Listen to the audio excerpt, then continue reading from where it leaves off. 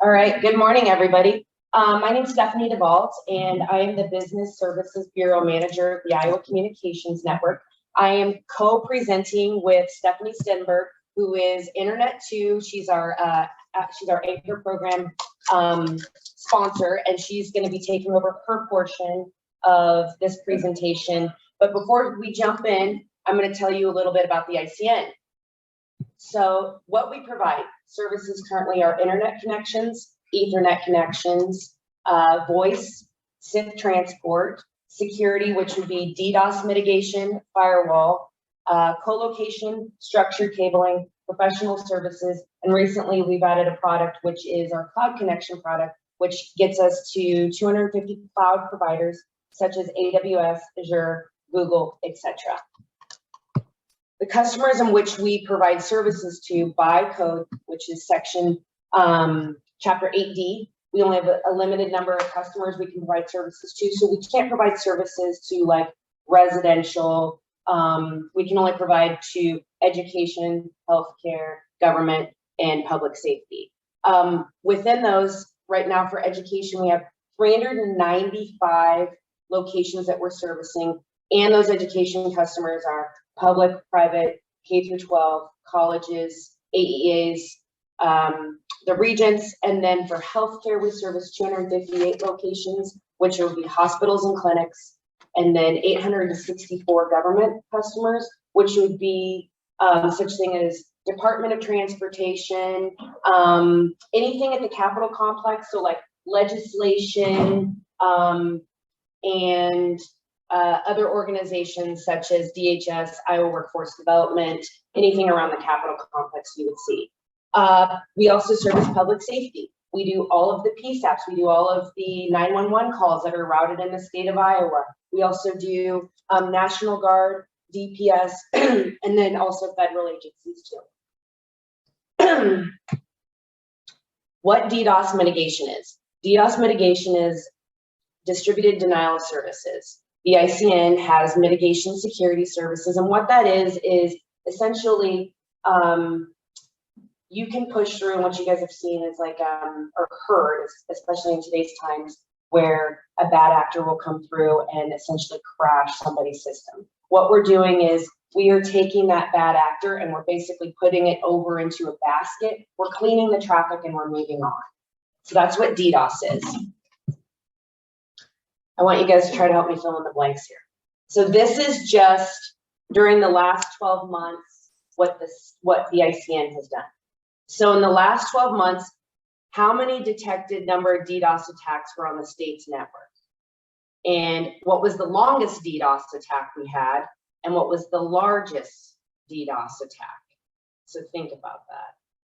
So in the last 12 months, we detected 12,760 DDoS attacks just on the state network. That doesn't include anybody else, just our inherent network. Our longest DDoS attack was 11 hours, 59 minutes, and 35 seconds. And our largest DDoS attack was 2.23 terabits. So we're consistently monitoring what is in our network and what is in our customers' network. Major projects we're working on right now.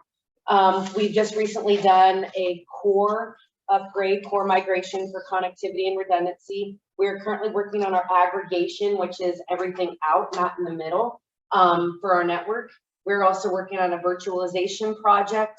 We also just upgraded our firewalls, our state firewall. So anything that hits our firewall, which would be OCIO, DHS, any of the private or public, entities that utilize firewall services through the state. We also service public safety for 911, which is wireless and wireline. So any of the PSAPs for any of the calls that come through, we're also working on. And then recently we're working on the rural broadband connectivity, which is a proof of concept. So this is with Iowa State. It's called the ARA project. They're working on a living laboratory. And essentially that would be from Boone all the way over to Tama.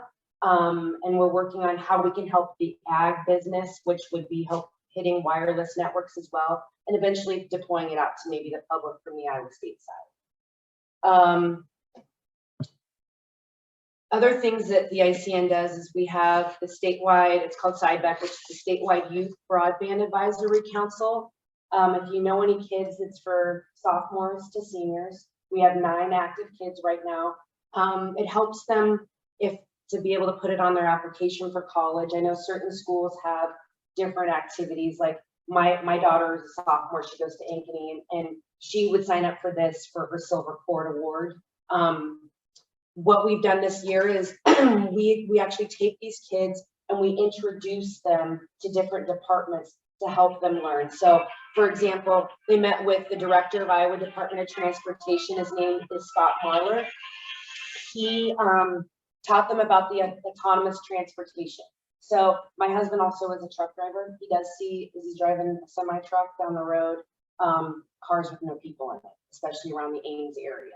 The goal eventually is to expand that network out. So we're talking to the kids about how networks are and what's happening in the world. They also met with FirstNet, which is public safety. They met with Blake and the director over at FirstNet. We also had a meeting with them with Iowa Hospital Association, Corey Martin. One of the things they learned about that was things and trends that have changed with COVID. What's going on in the world with the hospitals.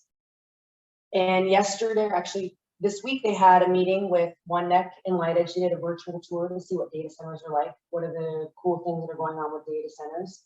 And they also have met with many cybersecurity and technology professionals within the state of Iowa that we've leaned on. And recently they met as of yesterday with the governor's office. So if you know any kids, we're now accepting applications for next year.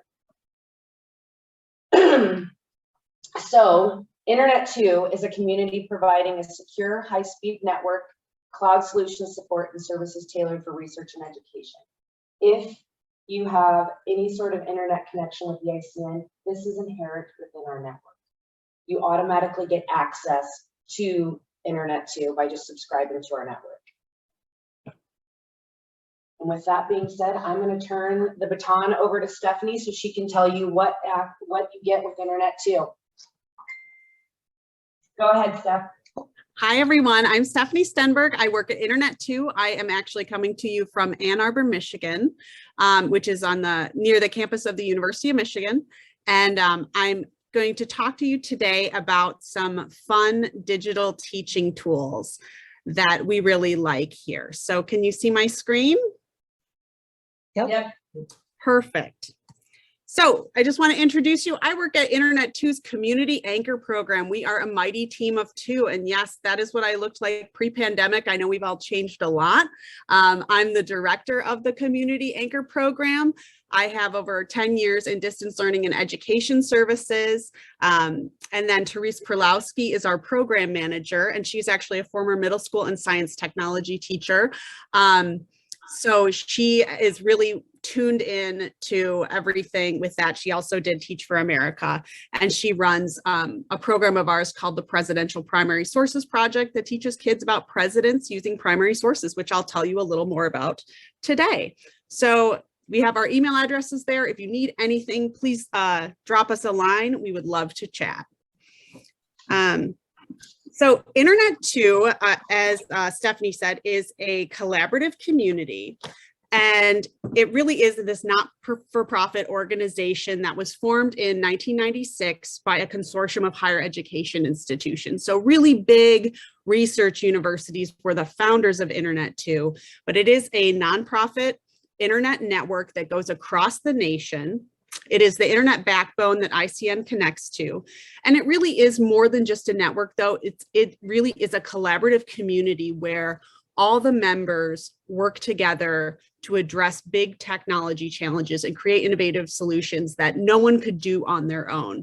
So it really is, when you're connecting to ICN, you're connecting to a network that is really on the cutting edge of what people are doing on the internet nowadays. So we have higher education members, different industry members. Affiliate members include things like the Library of Congress and NASA locations.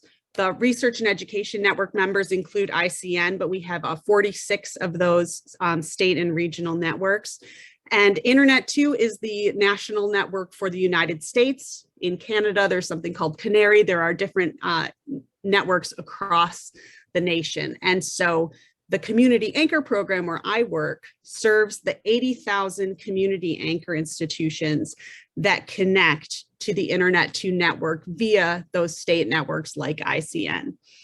So as you'll see, when we think about, okay, what are these 80,000 community anchor institutions? We actually have almost half the schools in the United States connect to Internet2 via networks like ICN.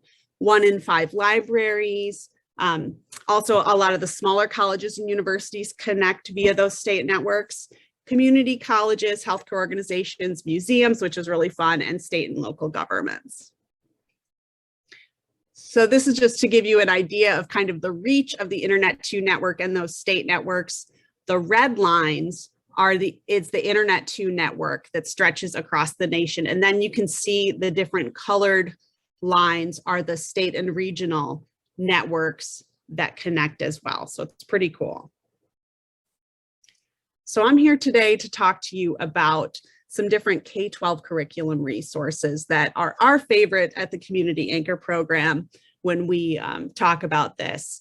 Now, this is all on our website. You do have access to our slides, a link to the PDF, as well as in my profile on the Whova site, I linked to the actual Google Slides as well. So you have a couple different ways to get to all these links.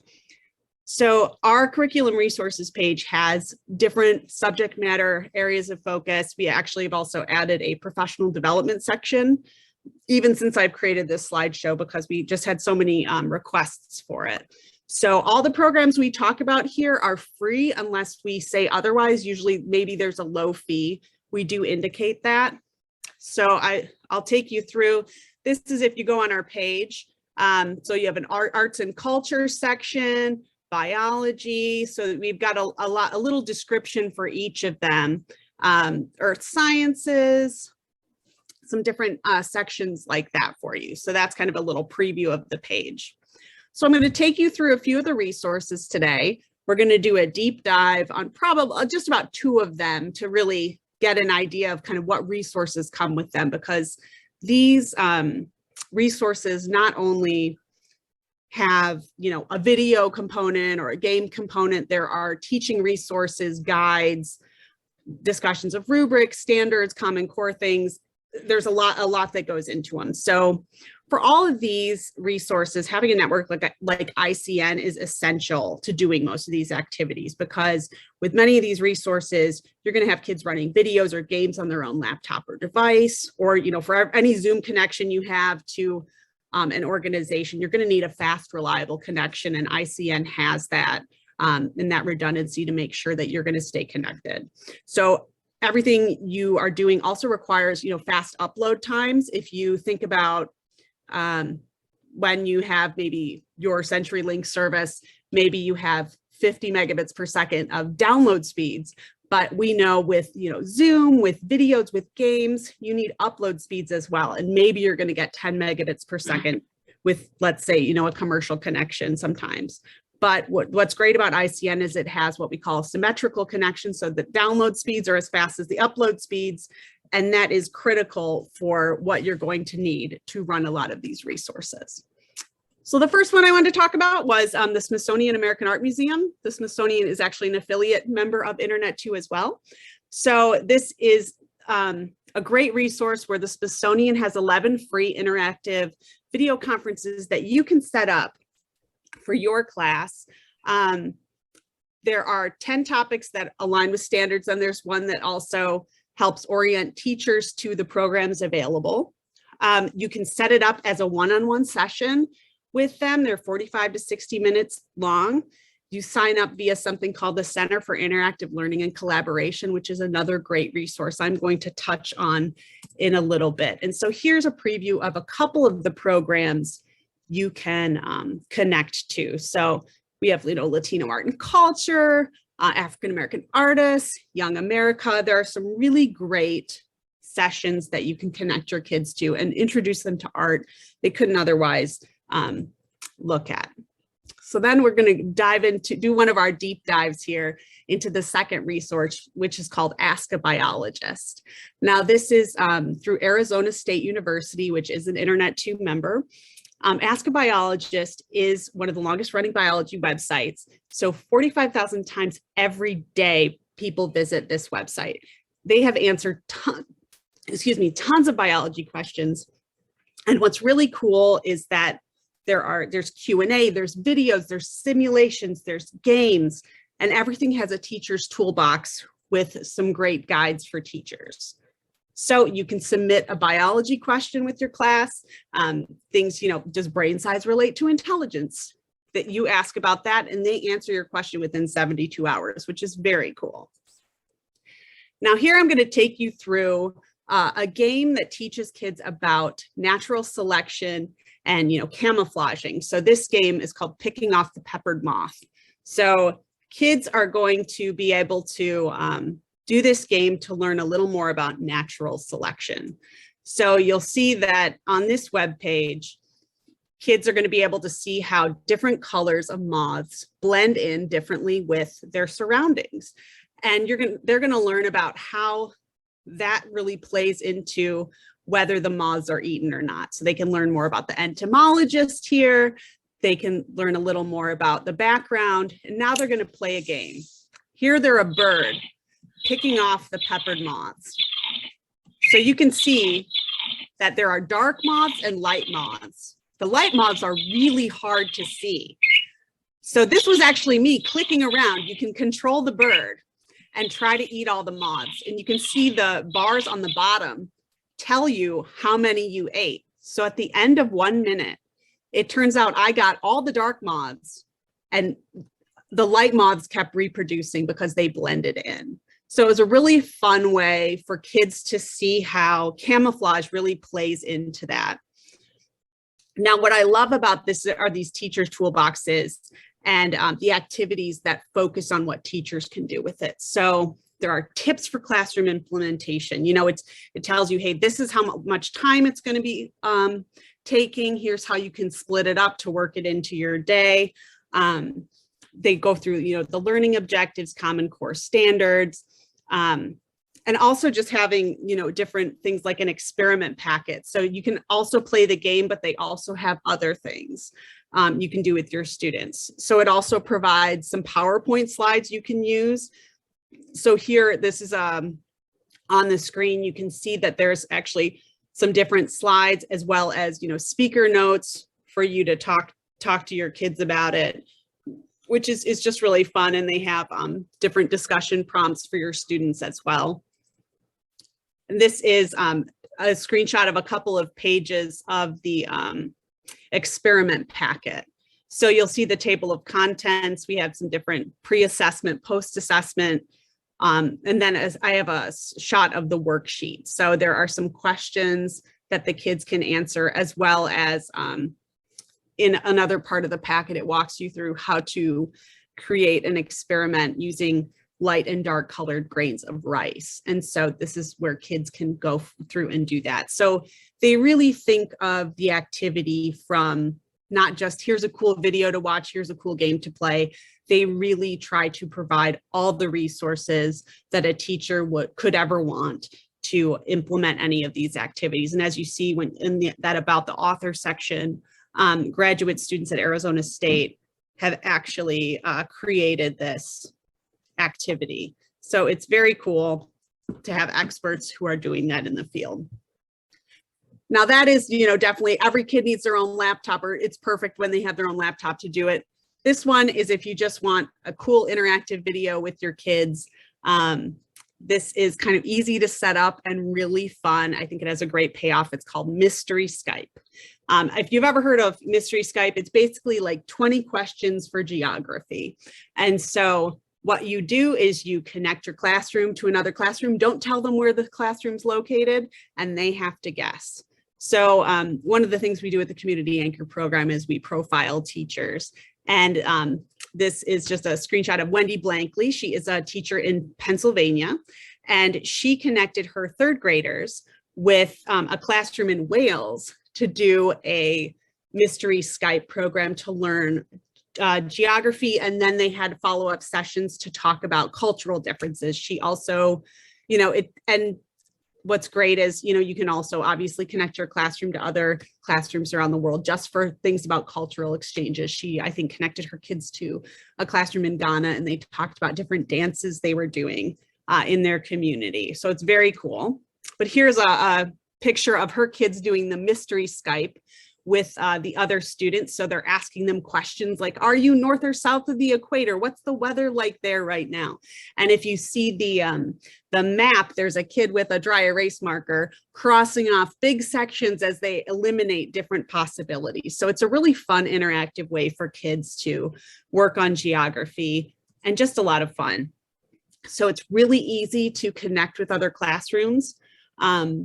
To do something like this, there's something called a mystery Skype group on Facebook. So, here's the great header graphic on this, but there's, over 8,000 members. And this is just a sample post I pulled, someone looking for Morocco, North Africa to connect. These posts happen multiple times a day from everywhere over the world. I will tell you, it's not just people looking to mystery Skype, it's also people just looking to connect with other classrooms for different things. Let's share presentations on this topic. Let's do a cultural exchange. It's really cool, really fun, motivated teachers, and just it's incredible how active this Facebook group is. So the link is in the slides that you can connect to that. It's a really fun resource for your classes. So moving back to some science things, there is another thing called Skype a Scientist, which ironically uses Zoom, but it is called Skype a Scientist. It does sound pretty cool. But it connects students with scientists all over. They not only connect you with scientists, they also do some live stream events as well. But what I love about this is that you can connect your kids to a scientist that, really makes them be able to see themselves in the scientist's shoes as like, hey, maybe I could be a scientist. That person looks like me. This person seems like a real person to me, as opposed to just a scientist in a book.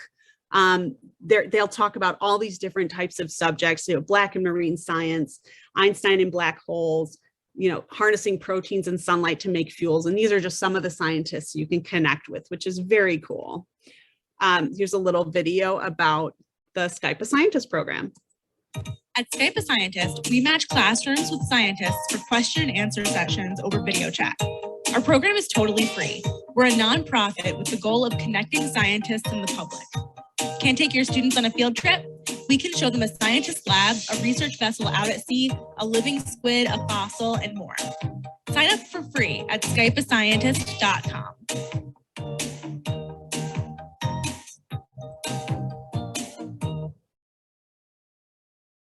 So I think that's a really fun resource for teachers. Here, I just pulled a couple of the check boxes when you want to select what kind of scientist you want to connect with, because it's not just maybe an earth scientist or a paleontologist. It's a climate scientist, a psychologist, an astronomer, a mathematician.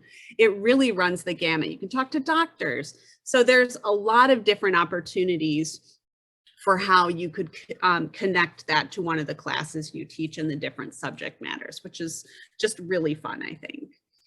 This next one goes into history and civics. I love this resource because it's near and dear to my heart. We actually work on this at the Internet2 Community Anchor Program, and it is called the Presidential Primary Sources Project. So we call it the PPSP, but the Presidential Primary Sources Project connects classrooms with historians from presidential libraries and historic sites and National Park Service rangers who teach them about the presidents and different historical figures using primary sources. So it is a partnership Internet2 has with the National Park Service and the National Archives. We're so grateful for being able to work with them. We just wrapped up our program this year. It runs January through early April generally, but this was our recap from last year. We had 217 sites across 29 states. It did include Iowa. We did over 20 programs last year, and it reached over 15,000 students. So during the pandemic, we had a huge increase in live attendance, obviously, because people were at home. And we also have some professional development classes for teachers as well that are free. So this is just a snapshot of the schedule for this past year that just wrapped up. And so you'll see it's everything from like February 24th, I Like Ike, which is really fun. It goes into his presidential campaign and uses a bunch of resources from his promotional items and campaign things. Also near and dear to my heart is March 10th. The Clinton Presidential Museum had something about Ruth Bader Ginsburg, which was really fun. And so just a lot of different activities and things to focus on for kids. This next thing is a video clip from one of them from the FDR Presidential Library. There is an educator there named Jeff Urban, who is one of my favorites. You'll see that some people use, videos and PowerPoint presentations and fun things. Jeff uses he has like a little stick with a finger on it pointing to things. He's got some models and his sense of humor really comes through in this clip. So this is him talking to students about FDR, who designed his own wheelchair. Now, this was important for FDR to design this wheelchair because back in the day, this is what wheelchairs looked like. They were big, giant, enormous things. How are you going to get around any place in that? Look at that back wheel. It looks like something off a tractor or something, doesn't it? So he designed this kind of sportier model of a wheelchair so that he could get around and be a little bit more independent. Now, the other thing you might notice about this is that if you look over here, what do you think this thing is over here? What do you think that circular thing is?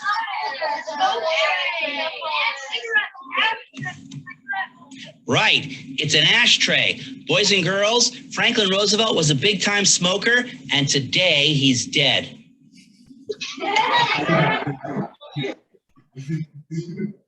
So, that's pretty fun. Jeff is such a great guy. And so that's kind of what you'll see. Kids, you can actually elect to have your students on camera as one of, the interactive Zoom rooms or just watching. It depends. Kids can come up and ask questions, answer questions. We try to make it very interactive. We also have, this year we are having a free 3-day professional development workshop. So please check it out. It's in a partnership with the Truman Library. There are tons of presenters, as you'll see, from different presidential libraries. It's a really great way to think about presidential character and decision making is the theme this year. And so you can actually get college credit as well.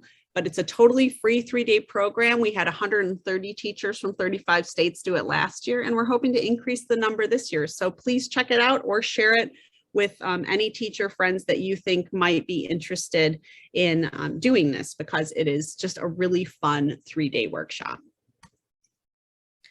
So we go from history and civics into some cybersecurity resources as well. I like to bounce around the different subjects. So this is called Cyber.org, the academic initiative of the Cyber Innovation Center. Very fun.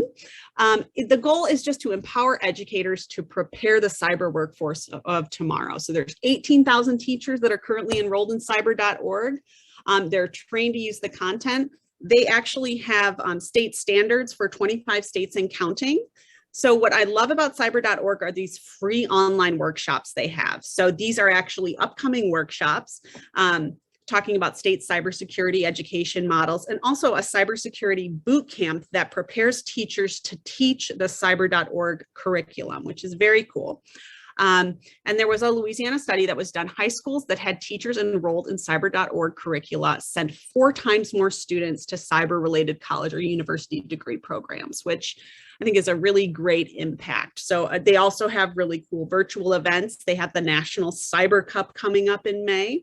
So it's a Jeopardy style capture the flag competition for grades 4 through 12.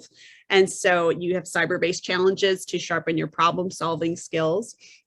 So again, a really fun interactive way to get students excited about cybersecurity and cyber resources.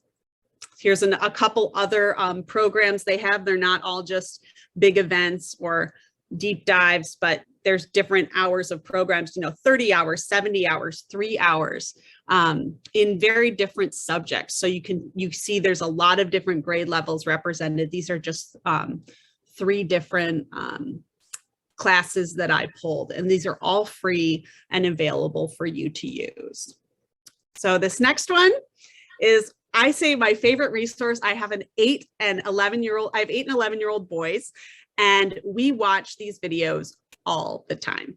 This is called the OKGo Sandbox. I don't know if anyone else, I was born in 1980. I know who OKGo is. They're kind of an indie rock band.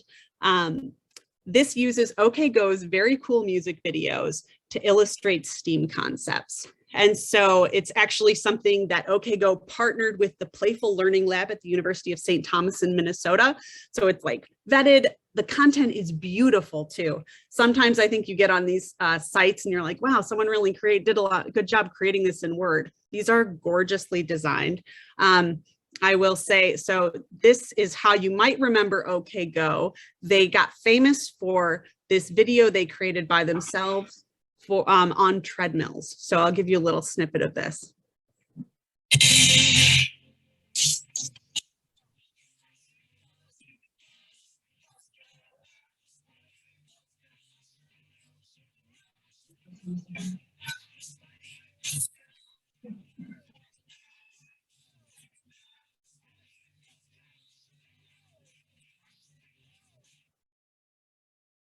So kind of fun.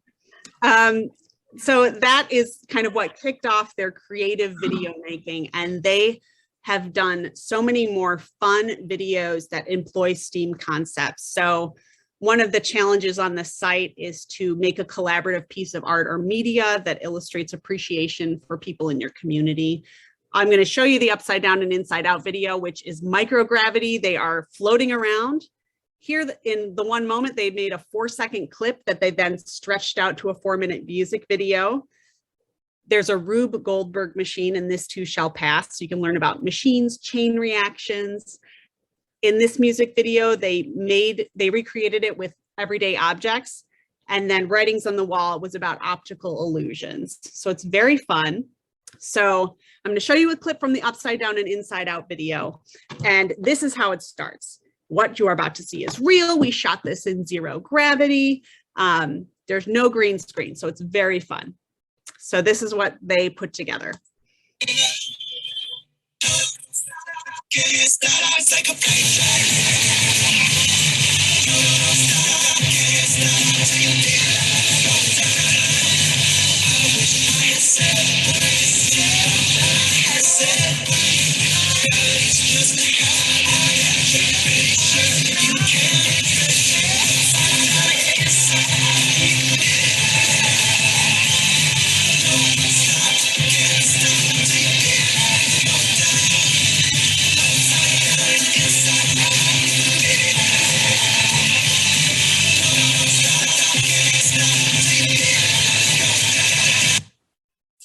So definitely something that is pretty cool. And I think you're thinking, you know, how do you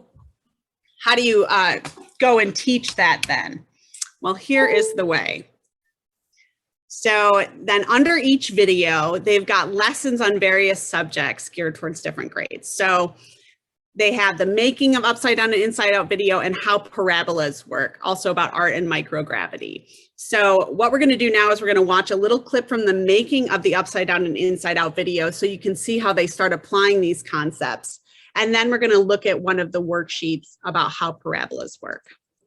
So these talks about microgravity, parabolas, but it also just introduces students to how they thought about it.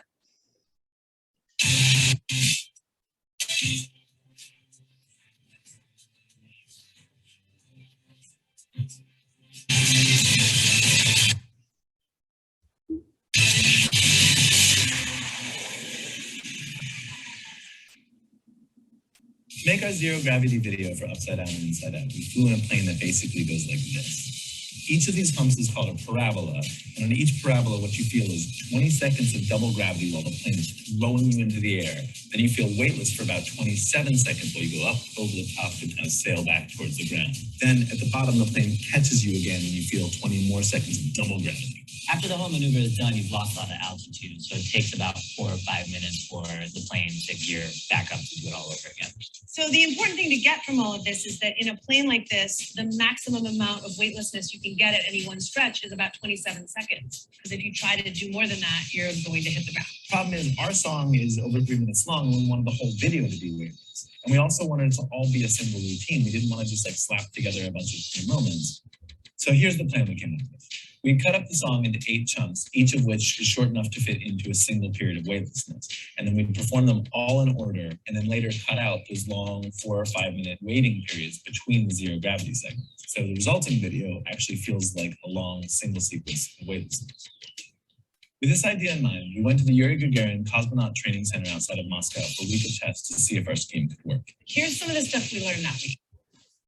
So it's just, I think, just a really fun, creative way to start talking about how you break things down and think about it. There's another video I'm not going to show you about how parabolas work, but here you'll see that when you kind of dig into one of these lessons, you can see materials. There's one guide that's geared towards grade 3 through 5. There's one guide that's geared towards grade 9 through 12. I'm going to take you into the 3 through 5 general parabolas guide. So as I said, I think these are just beautifully designed handouts for kids. So it really walks you through, all the different things you're going to learn, the math standards involved, the learning objectives, some different opening activities you can do. And it walks you through, asking the students to work in small groups to come up with a list of 5 parabola shaped items. And then there's a challenge of how do you graph a parabola as well. So here, you walk the students on how to do that. And you can graph it on the X and Y axis as well. So I just think these are really well done and really fun activities. So I know I seriously watch those OKGo videos with my kids every single week because they're just a blast to check out. So please do. So here, I know I said in the beginning, I would get back to talking about the Center for Interactive Learning and Collaboration. This organization is just one of my favorites. They have over 200 content providers they have vetted from around the world, and teachers can choose from over 1,900 professionally delivered programs. So this is connecting your classroom again with an expert, truly from all around the world. So generally, the CILC does charge people for these experiences. You can get 1 to 4 tickets, they call them, which basically amounts to between $84 and $330, which obviously not a lot of teachers are rolling in money for all these free courses or all these courses, I know, but there is some great ways you can get them for free. What's great is the CILC has programs that are sponsored by Cisco called the Community of Learning. There are free courses that happen all the time that you can sign your classes up for. Also, the Community Anchor program, our program at Internet2, runs a free distance learning scholarship program. And so what you do is in the fall, we put out a call for applications. You apply for a scholarship. You can get any course, doesn't matter if it's $84, doesn't matter if it's $330. Assuming you win a scholarship, I will tell you, we have been able to award them so far to everyone who's applied.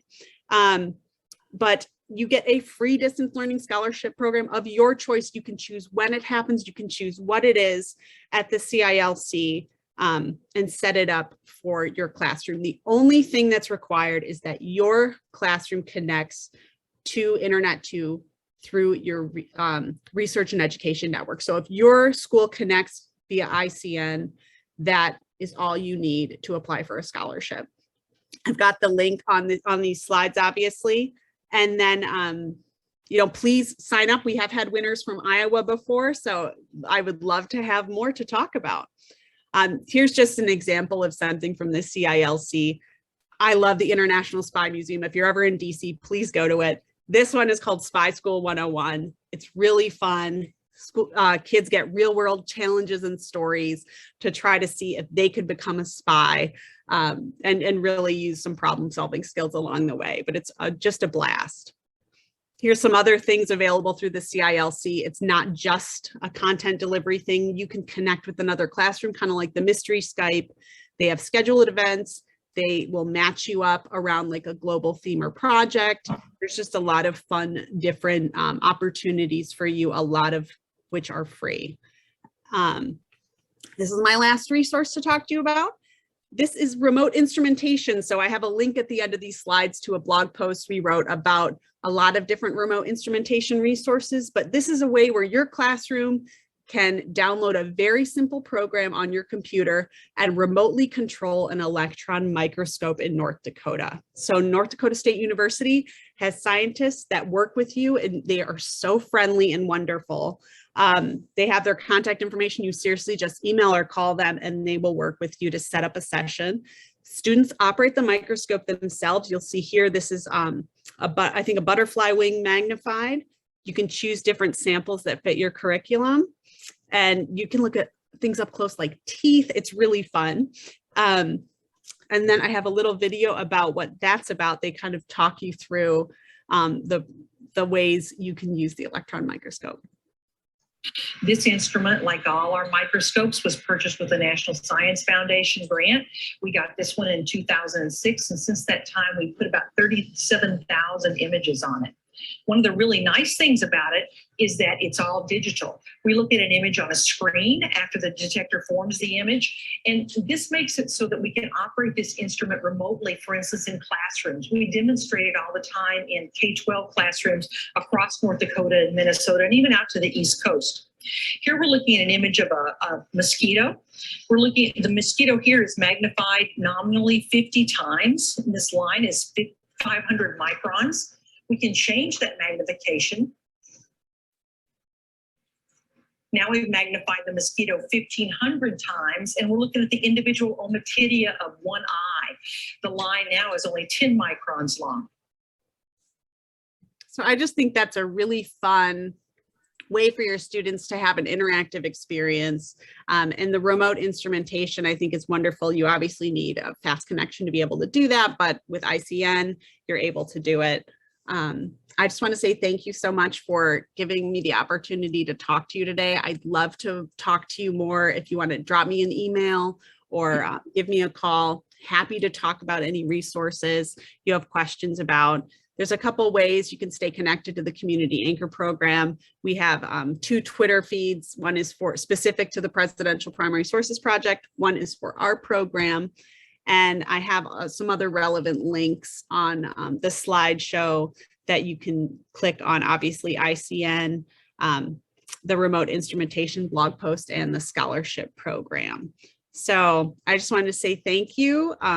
And you can email either me or Therese. You have our email addresses. Also, if you just email contactcap@internet2.edu, then you are able to actually send an email to both of us.